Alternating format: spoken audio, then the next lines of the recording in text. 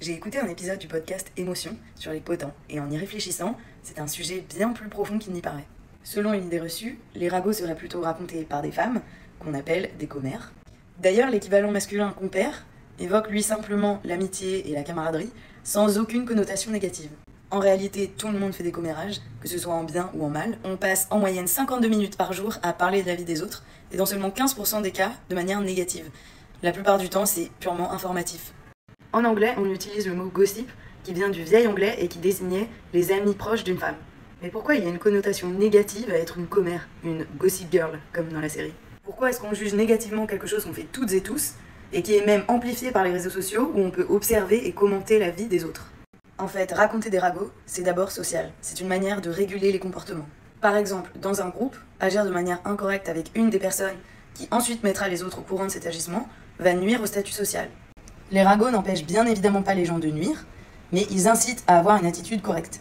Ils peuvent aussi rassembler. Par exemple, les personnes de couleur qui subissent le racisme vont partager leurs expériences, tout comme les salariés quand ils ne sont pas considérés par la hiérarchie. Ou encore pour les femmes qui échangent sur des situations sexistes qu'elles ont vécues. Tout ça donne une dimension politique au commérage.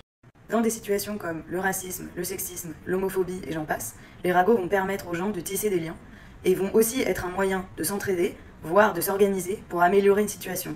Donc finalement, juger négativement des personnes qui partagent des ragots peut être une manière de les rappeler à l'ordre et de les faire taire, car elles menacent le pouvoir en place.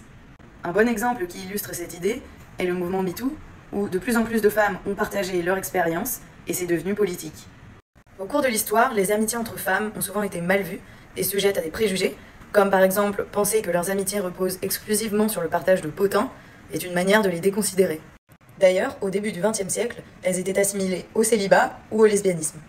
Heureusement depuis, on a d'autres représentations de l'amitié féminine, notamment dans la pop culture, avec par exemple le film Thelma et Louise, la série Sex and the City, Good Girls ou Big Little Lies. Bref, échanger, commérer, ragoter peut donner de l'influence face à des personnes puissantes. Et ça reste bien sûr un petit plaisir coupable.